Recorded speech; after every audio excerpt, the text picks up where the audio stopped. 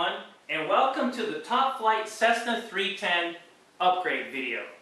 Today we're going to go ahead and show you all the major modifications that we've accomplished on the airplane. We're going to talk about the twin DLE 20cc gas engines. We're going to talk about the wing that's been fiberglassed. The flight controls have been removed and reinstalled with Robart hinges. We're going to show you all the items inside the fuselage, all the major modifications. We're going to do a gear retract and show you that.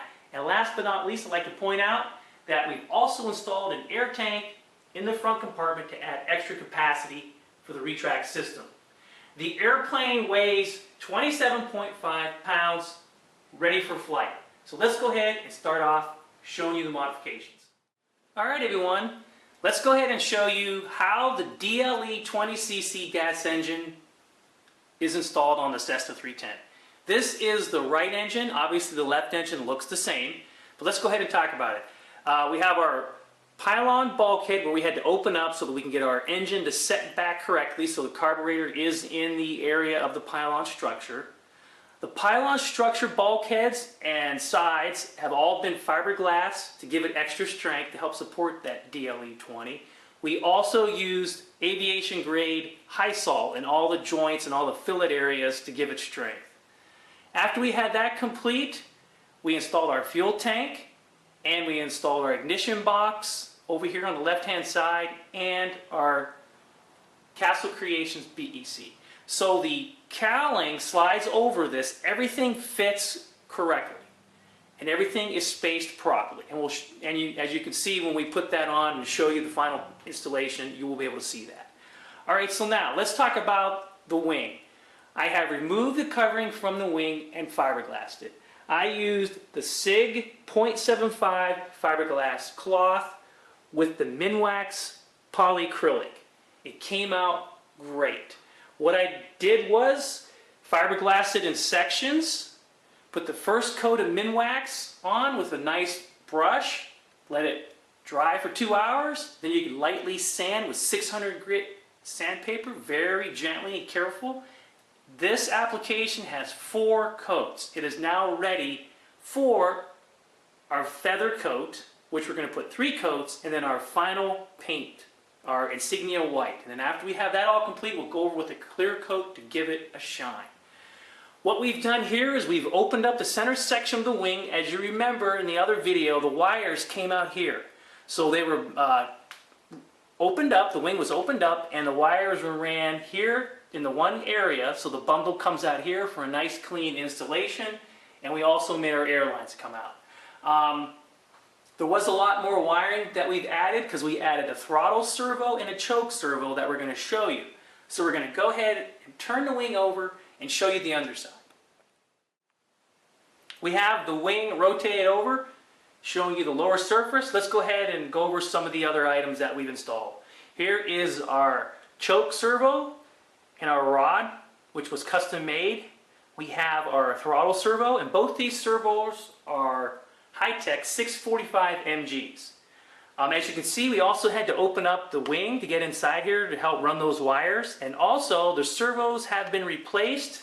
The other video I was telling you I was using a high-tech, I think it was an 82 MG. I took those out for reliability and went with a larger servo, the high-tech 645 MG. And we have rigged the doors and I've operated everything and it works great. We'll show you that. Alright, so the next thing we're going to do is paint the airplane.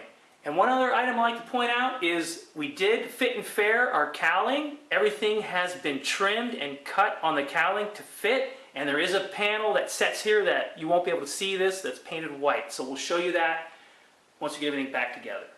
Alright everyone, on to paint.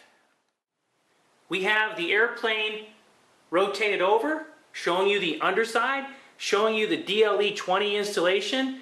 We had to modify the cowling, as you can see here. We added a panel to close up that area. The props that you see are Zor 13/8 with a 3-bladed spinner, true turn 3-bladed spinner.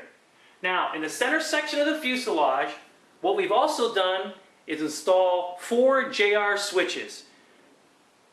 2 switches, one for each engine for the ignition system, and we're running dual batteries. So those are the switches for the batteries, and then we have our switch for our lighting system, and our air fill valve is located here. So I wanted to show you that. We're going to go ahead and remove the wing and show you the inside of the fuselage area and what we've done there. We have the wing removed from our fuselage, showing you the wing upper surface center section and how the paint and fiberglass came out. We have a clear coat on the wing. Here's our wire bundle exiting our wing. We've changed that. I wanted to show you that. We've also added additional wires for the ignition system. On to the fuselage, and let's talk about the electrical system first, and then we'll move on to the other components. These batteries here are 2-cell LiPos for our receiver system. The batteries here are for the ignition system. 2 batteries, one for the left engine, one for the right engine. We have Castle Creations BEC voltage regulators for all the batteries to power up everything. The receiver that I've selected is a JR1221 DSMX with 3 satellites. Here is our nose gear steering servo. This is our gear retract servo. We have our Robart valve. We have our Jetronics gear door sequencer located there. What you'll see different in this compartment is the elevator and rudder servo that used to be installed in this tray have been relocated back aft. We also have our wire bundles rerouted and relocated as you see here. We added a 3rd tank inside the nose compartment, so we have 3 tanks to add capacity to our air system. Let's go ahead and move back aft and show you the servo installation for the rudder and the elevators. Here are the servos for our elevators and rudder. The center servo is for the rudder. These 2 servos here are for the left and right hand elevators. The airplane comes with 1 servo that powers both of these elevators. I have split the system and added dual elevator servos. Nice feature there and give us added strength. So let's go ahead and get this thing back together and we'll show you the gear retraction and extension. Alright everyone, we're going to go ahead and retract the landing gear. But before we do that, I wanted to show you that we've painted all the landing gear. We've added new aluminum wheels to the mains, added a new nose wheel. So let's go ahead and retract the gear. Here we go. Gear up.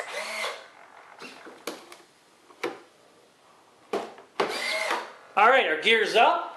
Our doors are fit and fair. Those new servos are working out fine. Again, the servos in the wing are high-tech 645 MGs.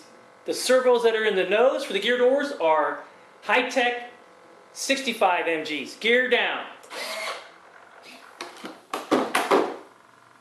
Alright, gear's down. Everything's been adjusted. I've got everything rigged right. We got 100 PSI on the system. So let's go ahead and get the airplane down on the mains. Alright everyone, we have to CG the airplane. We have to run the engines and get them tuned. Once we do that, we'll see you out in the field with the maiden flight of the Cessna 310 with all the upgrades. We'll see how she performs in the air. I appreciate everyone watching. Take care out there and happy flying from TinkerManRC.